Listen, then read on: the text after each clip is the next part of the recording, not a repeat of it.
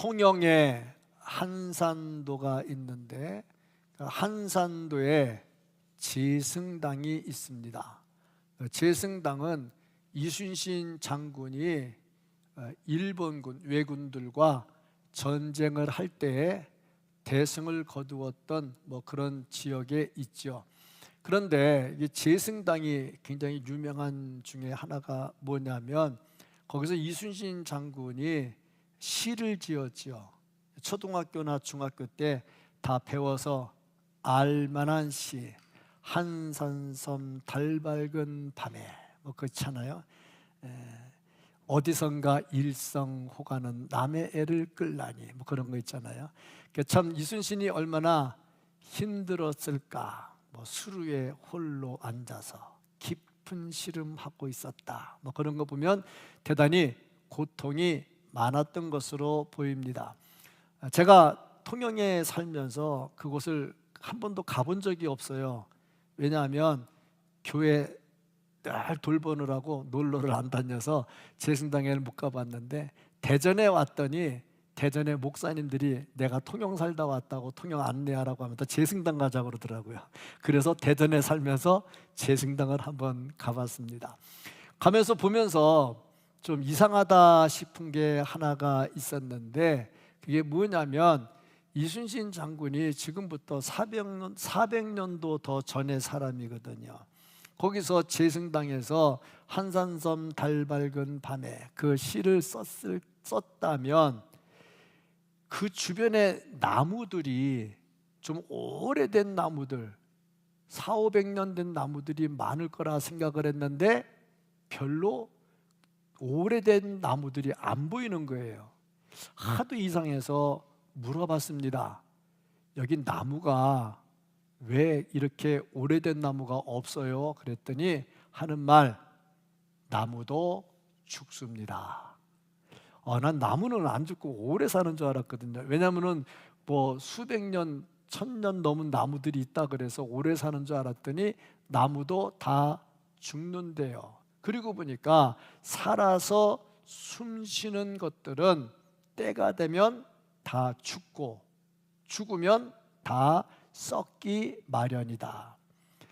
생명뿐 아니라 형이상학적인 것들도 죽고 썩어요. 양심도 죽어요. 그리고 썩어요.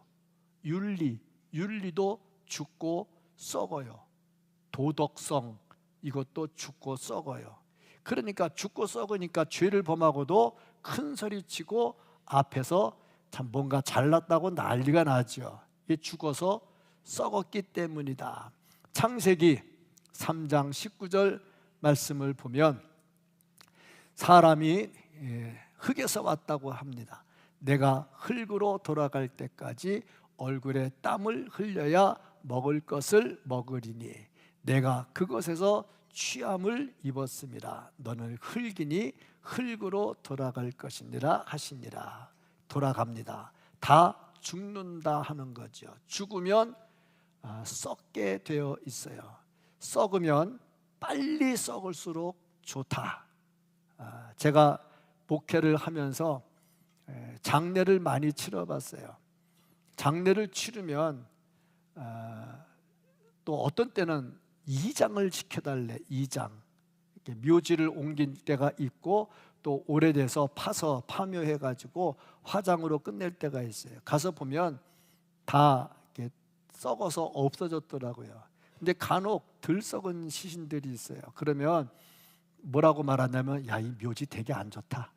빨리 썩어야 좋은데. 그렇게 또 말들을 하더라고요. 그리고 보니까 죽으면 다 썩는다. 썩을 거면 빨리 썩어야 좋다. 자, 그런데 이렇게 죽으면 다 썩을 건데 왜 바둥바둥 못 잡아먹어서 난리치면서 살까 하는 생각하면 속상할 때가 참 많이 있습니다. 죽으면 썩게 돼 있어요. 썩을 몸끼리 싸우지 말고 주 안에서 은혜스럽게 참 성령 충만한 모습으로 살기를 축복합니다. 그런데 오늘 말씀해 보니까 썩지 않을 존재가 나옵니다. 10절 말씀을 보면 주의 거룩한 자를 멸망시키지 않으실 것입니다. 저기서 멸망시키지 않는다 하는 요 단어, 요게 예전에 우리가 보던 성경은 썩지 않는다 하는 단어로 번역이 되어 있어요. 자, 그래서 제가 그 단어의 원어를 찾아보니까 원어는 그 단어가 어떤 뜻이 있냐면 부패라는 단어가 있어요. 부패. 부패는 썩는 거잖아요. 예전에는 썩는 것만 표현을 해서 썩지 않는다 그랬는데, 지금 성경은 더 정확하게 번역을 했는가 보죠. 단순히 육신이 썩을 정도가 아니라 지옥에 가서 영원히 멸망하지 않는다, 거기까지 더 강하게 표현을 한 것 같습니다. 어쨌든 간에 썩지 않는다. 그러면 누가 썩지 않느냐? 오늘 말씀을 보면 주의 거룩한 자, 주의 거룩한 자가 썩지 않는다. 그러면 주의 거룩한 자라는 말이 뭐냐?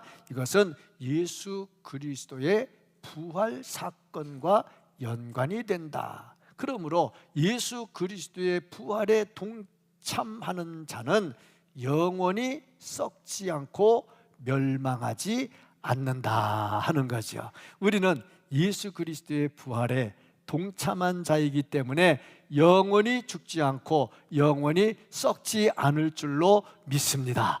예수님 십자가에 달려 돌아가시고 3일 만에 부활하셨지요. 부활하신 예수 그리스도의 부활에 동참하는 사람, 우리도 역시 영원히 죽지 않고 썩지 않게 될 것이다 하는 거죠. 성경을 보면 썩지 않은 사람이 몇 사람이 나옵니다. 첫째, 에녹이 나옵니다. 에녹 365세에 하나님과 함께 동행하면서 356년 동안 지내다가 하나님께서 부르시니까 그냥 올라가고 죽지 않았지요. 그 다음에 엘리야 승천했잖아요. 불병거, 불말, 불술에 그와 함께 회리바람에 이끌려서 하늘로 올라갔지요. 신약에 보면 살아서 올라간 사람이 없어요. 예수님 돌아가셨다가 부활 승천하신 것 외에는. 물론 예수님의 친구 나사로 죽었다가 살아났지요. 또 회당장 야이로의 딸 죽었다가 살아났지요. 나인성 과부의 아들 죽었다 살아났지요. 그런데 다시 또 죽었어요. 그러니까 살아서 올라간 게 없어요. 자, 그리고 보니까 구약과 신약에서 죽었던 사람을 살린 사건이나 살아서 죽지 않고 영원히 올라간 사건을 보면서 왜 그런 것을 기록을 했을까? 그것은 우리도 역시 부활한다는 것과 부활하면 영원히 하늘나라로 올라가게 된다는 것을 보여주는 거죠. 그러면 지금도 이런 일이 일어날 수 있습니까? 있다고 하는 사람들 대부분 다 이단들이거나 사이비 교주들이죠. 자기는 죽지 않는다고 난리치는데 나이가 많아도 죽을 때가 되니까 숨기려고 난리가 나죠. 왜 그러느냐? 이유가 뭐냐면 구약에 나타난 모든 사건들은 우리에게 그런 것이 있다 하는 것을 보여주는 예표가 됩니다. 그러므로 우리에게 그런 일이 언제 일어나느냐 하면 예수 그리스도 재림하실 때, 다시 오실 때 죽었던 자들이 살아나고 살아있는 자들이 거룩하게 신령한 몸으로 변화돼서 하늘에 들려 올려서 영원히 거하면서 죽지 않고 썩지 않고 주와 함께 동행하게 될 것입니다. 이건 우리의 부활 신앙이다 하는 거죠. 자, 그렇다면 본문 말씀을 통해서 우리에게 주시는 말씀이 무엇일까? 이 시편 말씀을 통해서 우리에게 주시는 것은 여호와를 모시고 사는 사람은 요동하지 않는다 하는 것입니다. 썩지 않을 사람은 어떤 사람이냐? 여호와 하나님을 모시고 사는 사람. 그 사람은 어떤 사람이냐? 요동치 않는다. 8절 말씀을 보면 내가 여호와를 항상 내 앞에 모시며 그가 나의 오른쪽에 계심으로 내가 흔들리지 아니하리로다. 흔들린다는 말이 요동한다는 거죠. 흔들리지 않는다는 말이 요동하지 않는다는 겁니다. 모신다는 말은 믿고 순종한다는 말이고, 믿고 순종한다는 말은 하나님과 함께 산다는 겁니다. 사람이 사는 곳은 아무리 잘 지켜도 안전하지 않습니다. 고 박정희 대통령이 어디서 암살을 당했느냐면 청와대 안가에서 암살을 당했죠. 청와대는 사람이 잘 그 앞에 다니지도 못했죠. 그 안에 안가는 철저하게 안전한 곳이잖아요. 그런데 거기서도 죽어요. 그걸 보면 사람은 믿을 만한 존재가 없다는 겁니다. 사람은 믿을 만한 존재가 못 돼. 그렇다고 해서 내 옆에 있는 사람들, 야, 도대체 믿을 만한 존재가 못 되는 거네, 내가 너 어떻게 믿고 살겠냐, 그런 말을 하는 것이 아니라, 사람은 믿음의 대상은 안 돼도 사랑의 대상은 되는 거예요. 사랑하고 살아야지. 내가 너를 믿지는 못하지만 너를 사랑하고는 살 거야 하는 얘기죠. 예수님도 살아계실 때 사람들을 안 믿으셨잖아요. 사람은 믿음의 존재가 아니고 사랑의 존재예요. 그런데 하나님은 어떤 분이냐? 한 번 믿으면 절대 우리를 흔들리도록 내버려 두는 분이 아니다는 겁니다. 썩지 않을 존재는 하나님과 함께하는 사람이요, 흔들리지 않는다. 다윗은 하나님을 모시고 살기 때문에 절대 요동치 않는다 하고 말씀을 했습니다. 우리가 사는 아파트 보면 중간중간 수리하는 사람들이 있어요. 새로 이사 와가지고 집 수리하는 분들이 있는데, 우리 아파트도 보니까 이사 왔는데 수리한다고 엘리베이터에 광고판이 붙었는데 날짜를 보니까 40일 동안 수리를 하더라고. 야, 40일이면 아파트를 하나 짓겠다. 40일 동안 수리를 하더라고. 수리하면요, 온통 아파트 단지가 시끄러워요. 전체가 시끄러워요. 막 우두두두두둑 하고 말이죠. 사람 사는 데는 그래요. 항상 흔들리고 시끄러워요. 그렇습니다. 주변이 흔들리면요, 같이 흔들려요. 그런데 하나님을 믿는 사람들은 어떠냐? 절대 요동치 않아요. 사도행전 2장 25절 말씀을 보면 다윗이 그를 가리켜 이르되 내가 항상 내 앞에 계신 줄을 배웠으며 나로 요동하지 않게 하기 위하여 그가 내 우편에 계시도다. 내가 흔들리지 않도록 내 우편에서 지킨다는 거예요. 건강한 사람은 걸어갈 때 누가 옆에서 따라가지 않아도 불안하지 않아요. 그런데 건강하지 못한 사람은 혼자 걸어가면 불안해요.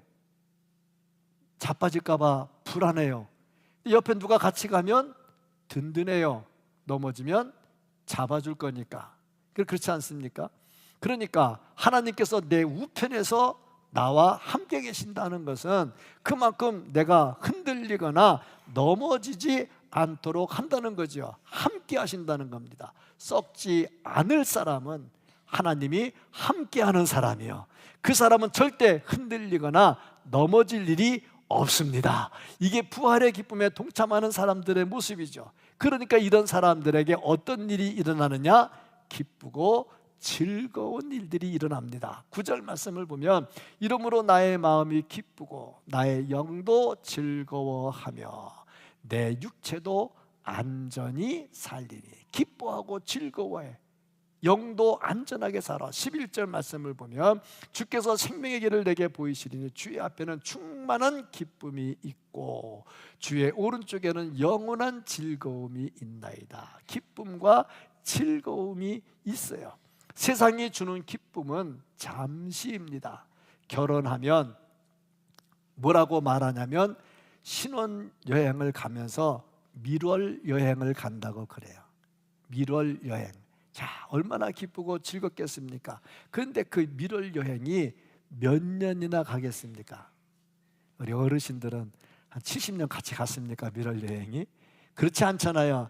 살다 보면 그때 잠깐뿐입니다. 그런데 하나님에 대한 즐거움은 어떠냐? 영원하다. 다윗이 오늘 시편을 통해서 그것을 고백을 합니다.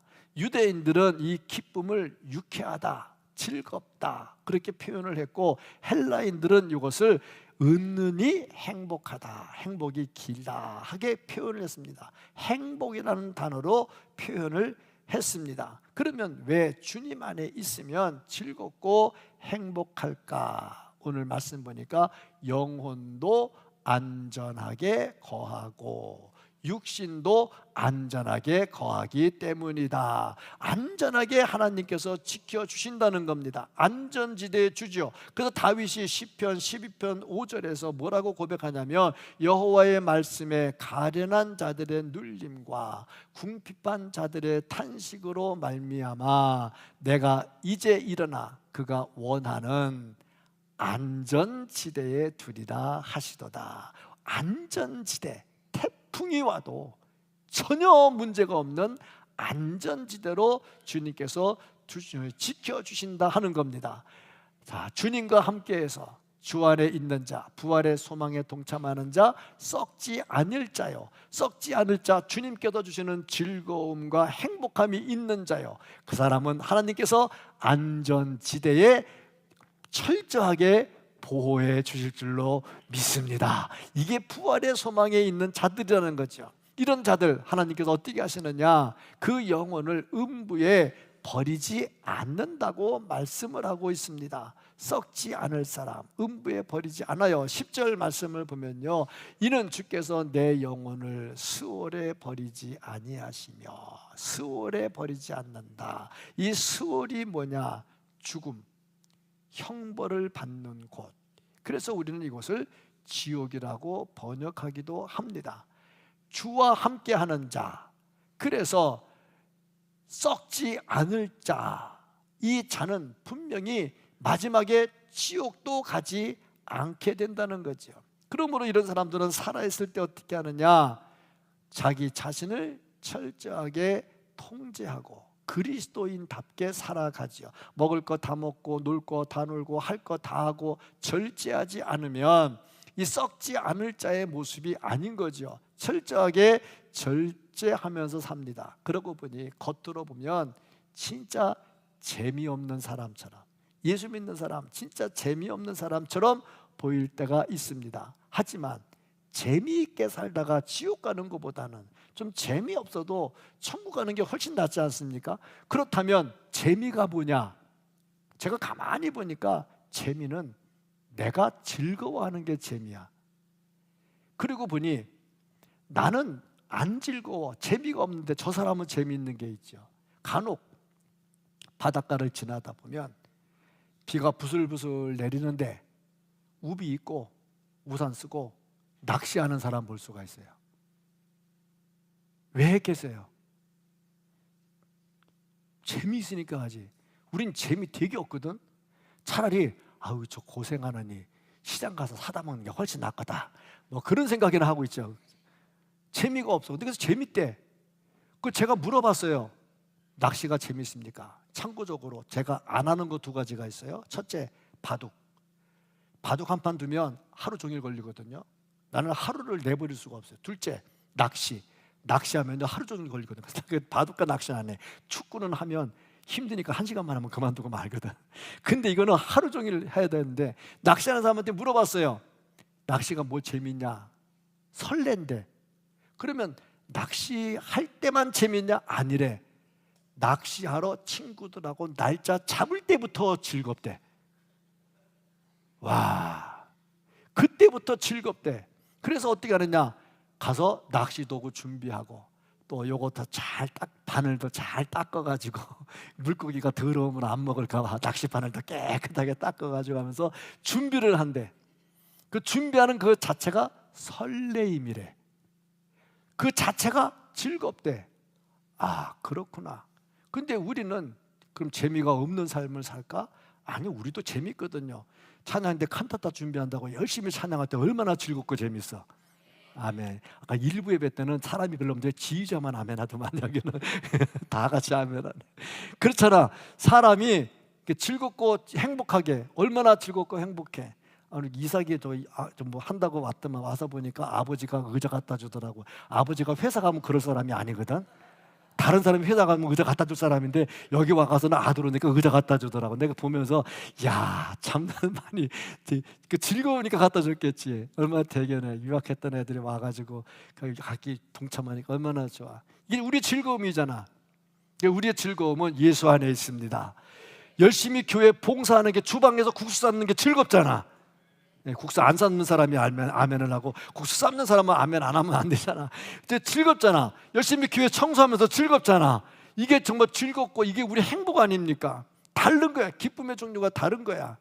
영원히 썩지 않을 사람들, 정말 즐거움이 있다. 그래서 결론적으로 하나님께서 주 안에 있는 우리들, 부활에 동참한 우리들 결국에 썩지 않게 해주신다 말씀을 하고 있습니다. 10절 말씀을 보면은 주의 거룩한 자를 멸망, 아까 제가 서론 부분에 얘기했죠. 저게 썩는다, 부패라는 단어로 표현이 됐다고 그랬어요. 멸망시키지 않으실 것임이니이다 하고 이렇게 하잖아요. 이걸 보면서 느끼는 것이 무엇이냐면, 정말 우리는 메시아의 부활에, 예수 그리스도의 부활에 동참하게 된다는 것이고, 이것은 예수 그리스도께서 부활하셨다는 것을 보여주는 것이고, 우리도 역시 이 부활에 동참하게 된다는 겁니다. 세상의 모든 것은 다 썩습니다. 그러나 썩지 않는 것이 있지요. 예수 그리스도 안에 있는 우리들, 영원한 부활에 동참하는 자들입니다. 11절 말씀을 보면은 우리가 이 부활에 동참하게 되니까 주께서 생명의 길을 내게 보이신다, 영원한 생명을 준다고 말씀하고 있습니다. 오늘 우리는 부활절로 지키고 있습니다. 부활절, 예수 그리스도의 다시 죽음에서 죽음의 권세를 깨고 일어나신 부활주일로 지니고 있습니다. 우리는 이때 그냥 계란을 이렇게 선물로 줍니다. 계란을 주는데, 원래 계란이 아니라 달걀이죠. 달걀을 주는데, 달걀을 왜 주느냐면, 달걀은 죽은 것 같이 딱딱하지만 그것이 어미닭이 품으면 그 껍데기 깨고 안에서 병아리가 나오면서 살아있는 모습이 보이죠. 그것을 의미하느라고 달걀을 선물로 주는데, 그리고 보니 생달걀을 줘야 맞죠. 근데 생달걀 주면 깨지니까 삶아서 주는데, 요즘도 구운 거 주더라고. 근데 요즘에 미국에서는 그런다며요. 달걀 구하기가 힘들어서 감자 삶아가지고 달걀처럼 준대. 근데 어쨌든 간에 부활의 기쁨을 주는 것을 말씀하고 있습니다. 예수 그리스도 안에 있는 자 썩지 않습니다. 썩지 않은 자, 주님 다시 오실 때 부활할 것입니다. 영원한 천국에 들어가게 될 것입니다. 이런 은혜가 우리 모두에게 있기를 예수님의 이름으로 축복합니다. 아멘.